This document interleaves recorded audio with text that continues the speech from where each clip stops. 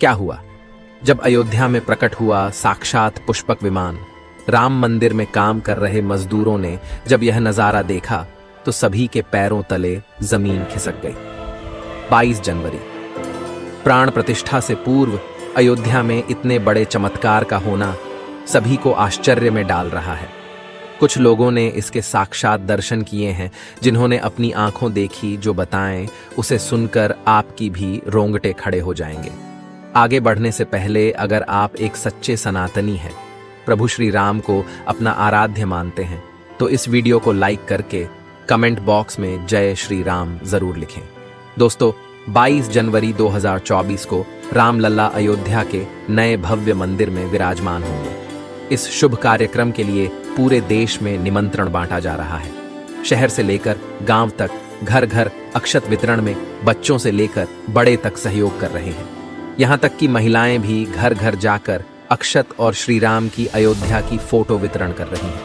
अयोध्या में राम मंदिर में भगवान रामलल्ला की प्राण प्रतिष्ठा कार्यक्रम की तैयारियां तेजी से की जा रही हैं। इस कार्यक्रम को बेहद भव्य बनाने के लिए कोई कसर नहीं छोड़ी जा रही है। इस बीच राम मंदिर निर्माण का कार्य भी तेजी से किया जा रहा है। मंदिर निर्माण में जो लक्ष्य लिया गया था, उसमें लगभग 80% कार्य हो चुका है। 70 खंभों पर मूर्तिकारी का काम चल रहा है। पिछले दिनों त्योहार की वजह से ये धीमा पड़ गया था, लेकिन अब वो भी तेज गति से पूरा हो जाएगा। निर्माण कार्य जल्द से जल्द पूरा करने के लिए सभी मजदूर रात दिन मेहनत कर रहे हैं। लेकिन 10 जनवरी की रात कुछ ऐसा चमत्कार हुआ जिसे देखकर सभी मजदूरों के होश उड़ गए। जब रात्रि के समय सब मजदूर अपना काम निपटाकर तंबू में सो रहे थे, उसी समय अचानक से उन्हें वहां कुछ हलचल महसूस हुई। सुरेश नाम के एक मजदूर ने जब तंबू से बाहर झांक कर देखा तो उसे राम मंदिर के परिसर कुछ अजीब सी पीली चमकती हुई चीज दिखाई दी। उसने अपने साथियों को जगाना चाहा, लेकिन कोई भी उसके साथ नहीं आया। जब हिम्मत करके सुरेश जब राम मंदिर परिसर में पहुंचा तो वहां का नजारा बहुत चौंकाने वाला था, क्योंकि वहां पर उसे एक बहुत ही दिव्य चमत्कारिक विमान दिखाई दिया, जिसका आकार मोर के समान था, जो दिखने में काफी सुंदर और तेज से परिपूर्ण था, जो कि राम मंदिर परिसर में पिछले क्षेत्र में उतर रहा था। लेकिन उस विमान को नियंत्रित कौन कर रहा था, यह समझ नहीं आ रहा था, क्योंकि उस विमान में इतना तेज था कि सामान्य आंखों से नहीं देखा जा सकता था। लेकिन समझ में कुछ ऐसा आ रहा था मानो स्वयं साक्षात भगवान राम पुष्पक विमान के माध्यम से अयोध्या में उतर रहे हों। सुरेश ने यह चमत्कार अपनी आंखों से देखा, लेकिन अचानक से ही वह बेहोश हो गया, क्योंकि वो उसके तेज को सहन नहीं कर पा रहा था। सुरेश जब सुबह उठा तो वो उसी स्थान पर मौजूद था और उसके साथ ही मंदिर निर्माण कार्य पूरा करने के लिए जा रहे थे। उसने सभी को रोककर रात्रि की सच्चाई बताई, लेकिन सभी उसकी हंसी उड़ा रहे थे। लेकिन सुरेश मन ही मन समझ चुका था कि प्रभु श्री राम अयोध्या आ चुके हैं। यह उसके लिए सौभाग्य था कि उसे इतना सुंदर दृश्य देखने को मिला, जहां शायद उसने साक्षात पुष्पक विमान के दर्शन किए थे, यानी कि प्राण प्रतिष्ठा से पहले अयोध्या प्रकट हुआ साक्षात पुष्पक विमान। दोस्तों, देश के अलग अलग हिस्सों में कई बार अजीब सी आकृति के विमान देखे गए हैं, जिनका संबंध कई बार तो एलियन के साथ जोड़कर भी देखा जाता है। यानी कि अयोध्या में उस रात्रि को मोर की आकृति का विमान देखना वास्तव में प्रभु श्री राम का ही कोई संदेश हो सकता है। लेकिन क्या यह विमान सचमुच में पुष्पक विमान है? इसकी आखिर क्या गारंटी है? इसे समझने के लिए हमें पुष्पक विमान के रहस्य को अच्छे से जानना पड़ेगा। आगे हमारे YouTube चैनल महादेव मिरेकल पर आपको पुष्पक विमान का रहस्य बताएंगे, जिसे समझकर आपको यकीन होगा कि अयोध्या में पुष्पक विमान का प्रकट होना कलयुग का सबसे बड़ा चमत्कार है। रामायण पुष्पक विमान का जिक्र है, जो पहले कुबेर के पास था। इसके बाद रावण ने उसे अपने सौतेले भाई कुबेर से लंका समेत बलपूर्वक हथिया लिया था। फिर रावण इसी के जरिए कहीं भी आता जाता था। रावण को हराने के बाद ये विमान श्री राम के पास आ गया। वो जीत हासिल करने के बाद इसी विमान के कहीं जगह होते हुए अयोध्या पहुंचे थे। रावण ने इसी के जरिए पंचवटी आश्रम से सीता का हरण किया था और उन्हें उस पर बिठाकर लंका ले गया था। कहा जाता है कि पुष्पक विमान आज के विमान की तरह था। पुष्पक विमान के जरिए रावण हवाई मार्ग से सफर किया करता था। रावण को मौत के घाट उतारने के बाद उसी विमान के जरिए प्रभु श्री राम, माता सीता और लक्ष्मण लंका से अयोध्या लौटे थे। रामायण में जिस तरह से पुष्पक विमान का जिक्र मिलता है, उससे तो यही लगता है कि ये आज के हवाई जहाज की तरह था, लेकिन तकनीक के मामले में मॉडर्न एरोप्लेन से कहीं आगे था। रामायण के सुंदरकांड के 7वें अध्याय में पुष्पक विमान के बारे में जानकारी मिलती है। पुष्पक विमान की आकृति मोर की तरह थी। ये अग्नि और वायु ऊर्जा से उड़ान भरता था। इसकी तकनीक इतनी उत्कृष्ट थी कि इसका आकार छोटा और बड़ा किया जा सकता था। कहा जाता है कि रावण अपनी पूरी सेना को साथ लेकर इस विमान से उड़ान भर सकता था। पुष्पक विमान अपने चालक की इच्छा के अनुसार गति पकड़ता था। ये मन की गति से उड़ान भर सकता था। विमान में बैठने के लिए कई आसन बने थे। पौराणिक कथाओं के मुताबिक युद्ध के बाद भगवान श्री राम ने विमान का पूजन कर ये दिव्य विमान वापस कुबेर को सौंप दिया। कुबेर ने पुष्पक विमान को भेंट स्वरूप प्रभु श्री राम को दे दिया, जिसके बाद इसी पुष्पक विमान से प्रभु श्री राम, माता सीता और लक्ष्मण अयोध्या पहुंचे।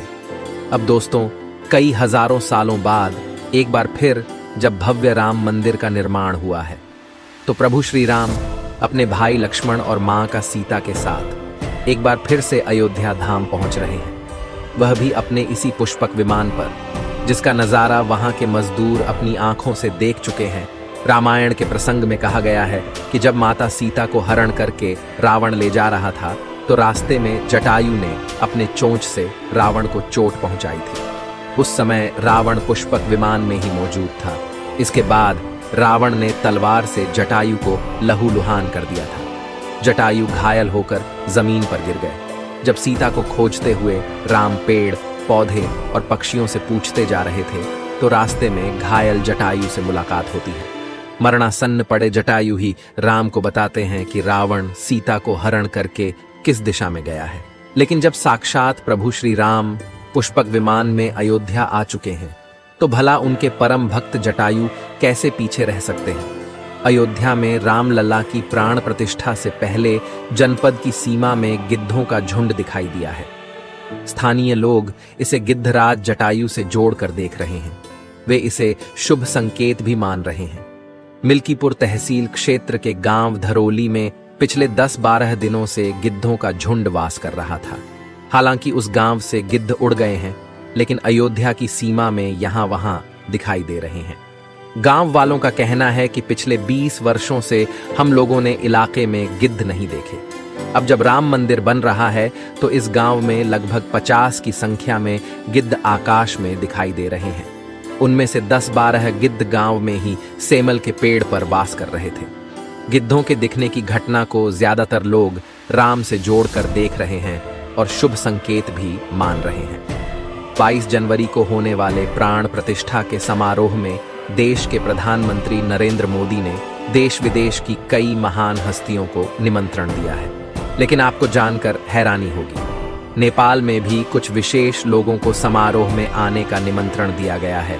इसके पीछे का रहस्य जानकर आपके भी होश उड़ जाएंगे, क्योंकि नेपाल को भगवान श्री राम का ससुराल कहा जाता है। क्योंकि नेपाल एक समय पर जनकपुर धाम था, जहां के राजा थे राजा जनक, और उनकी पुत्री मां सीता वहीं पर भूमि में से प्रकट हुई थी। जनकपुर धाम, जिसे मिथिला भी कहा जाता था। मिथिला संस्कृति में यह मान्यता है कि जब बेटी का गृह प्रवेश होता है, तो उसके मायके से तोहफा और अन्य सामग्री भिजवाई जाती है।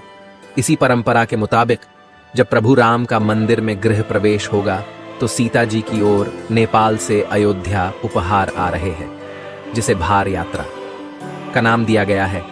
राम मंदिर की प्राण प्रतिष्ठा के लिए भगवान राम के ससुराल नेपाल के जनकपुर से कपड़े, फल और मेवा के साथ साथ उपहारों से सजे 1100 थाल आने वाले हैं। इसमें आभूषण, बर्तन, कपड़े और मिठाइयों के अलावा भार भी आएगा, जिसमें 51 प्रकार की मिठाइयां, दही, मक्खन और चांदी के बर्तन शामिल होंगे। 22 जनवरी को प्राण प्रतिष्ठा समारोह होने वाला है। इसके लिए श्री राम जन्मभूमि तीर्थ क्षेत्र ट्रस्ट की तरफ से भगवान राम की ससुराल नेपाल के कई गणमान्य लोगों को निमंत्रण पत्र भेजे गए हैं। दोस्तों, आज हम राम मंदिर को बनते हुए देख रहे हैं। ये हमारा सौभाग्य है। लेकिन इस भव्य राम मंदिर के बनने में कई हजारों कार सेवकों और राम भक्तों का बलिदान छुपा है।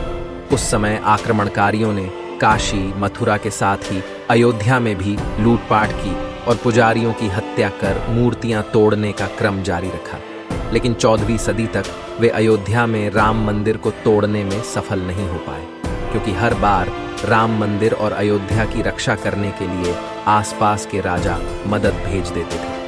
हजारों साधुओं ने भी मंदिर की रक्षा के लिए अपने प्राणों की आहुति दे दी। विभिन्न आक्रमणों को झेलते हुए श्री राम की जन्मभूमि पर बना भव्य मंदिर 14वीं शताब्दी तक बचा रहा। कहते हैं कि सिकंदर लोदी के शासनकाल के दौरान यहाँ भव्य मंदिर मौजूद था। 14वीं शताब्दी में हिंदुस्तान पर मुगलों का अधिकार हो गया और उसके बाद ही राम जन्मभूमि एवं अयोध्या को नष्ट करने के लिए कई अभियान चलाए गए। 1527-28 में इस भव्य मंदिर को तोड़ दिया गया और उसकी जगह बाबरी ढांचा खड़ा किया गया। कहते हैं कि मुगल साम्राज्य के संस्थापक बाबर के एक सेनापति ने बिहार अभियान के समय अयोध्या में श्री राम के जन्म स्थान पर स्थित प्राचीन और भव्य मंदिर को तोड़कर एक मस्जिद बनवाई थी। 19 जनवरी 1885 को हिंदू महंत रघुबीर दास ने पहली बार इस मामले को फैजाबाद के न्यायाधीश पम हरिकिशन के सामने रखा था। इस मामले में कहा गया था कि मस्जिद की जगह पर मंदिर बनवाना चाहिए, क्योंकि वह स्थान प्रभु श्री राम का जन्म स्थान है। वर्ष 1947 में भारत सरकार ने मुसलमानों को विवादित स्थल से दूर रहने के आदेश दिए और मस्जिद के मुख्य द्वार पर ताला लगा दिया गया, जबकि हिंदू श्रद्धालुओं को एक अलग जगह से प्रवेश दिया जाता रहा। लेकिन सन 1979 में एक ऐसा चमत्कार हुआ जिसे देखकर मुसलमानों की भी आंखें खुल गईं। यह रामलल्ला का बहुत बड़ा चमत्कार था कि मस्जिद के अंदर से अचानक ही रामलल्ला की मूर्ति प्रकट हो गई। कुछ कट्टरपंथियों का कहना था कि कुछ हिंदू दलों ने रात्रि के समय चुपके से यहाँ पर मूर्तियां रखी हैं। 1939 में भगवान राम की मूर्तियां मस्जिद में पाई गईं। मुसलमानों ने इस पर विरोध व्यक्त किया और दोनों पक्षों ने अदालत में मुकदमा दायर कर दिया। सरकार ने इस स्थल को विवादित घोषित करके ताला लगा दिया। 30 अक्टूबर 1990 को हजारों राम भक्तों ने मुख्यमंत्री मुलायम सिंह यादव द्वारा खड़ी की गईं अनेक बाधाओं को पार कर अयोध्या में प्रवेश किया और विवादित ढांचे के ऊपर भगवा ध्वज फहरा दिया। लेकिन 2 नवंबर 1990 को मुलायम सिंह यादव ने कार सेवकों पर गोली चलाने का आदेश दिया, जिसमें सैकड़ों राम भक्तों ने अपने जीवन की आहुतियां दी। सरयू तट राम भक्तों की लाशों से भर गया था। इस नृशंस हत्याकांड के बाद अप्रैल 1991 को उत्तर प्रदेश के तत्कालीन मुख्यमंत्री मुलायम सिंह यादव को इस्तीफा देना पड़ा। उस समय कोठारी बंधुओं के बलिदान की चर्चा खूब रही। दिसंबर 1992 को जब विवादित ढांचा गिराया गया, उस समय राज्य में कल्याण सिंह की सरकार थी। उस दिन सुबह करीब 10:30 बजे हजारों लाखों की संख्या में कार सेवक पहुंचने लगे। दोपहर में 12 बजे के करीब कार सेवकों का एक बड़ा जत्था मस्जिद की दीवार पर चढ़ने लगता है। लाखों की भीड़दाश को संभालना सभी के लिए मुश्किल हो गया। दोपहर के 3:40 पर पहला गुंबद भीड़ ने तोड़ दिया और फिर 5 बजने में जब 5 मिनट का वक्त बाकी था, तब तक पूरे का पूरा विवादित ढांचा जमींदोज हो चुका था। भीड़ ने उसी जगह पूजा अर्चना की और रामशिला की स्थापना कर दी। मुख्यमंत्री कल्याण सिंह का साफ आदेश था कि कार सेवकों पर गोली नहीं चलेगी। इस महान कल्याण सिंह जी को हम शाश्वत प्रणाम करते हैं।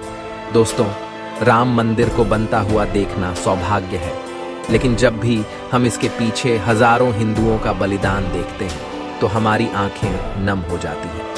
इस पूरी वीडियो को देखने के बाद आक्रमणकारियों के लिए आपकी क्या विचार है, इसे कमेंट बॉक्स में जरूर बताइएगा।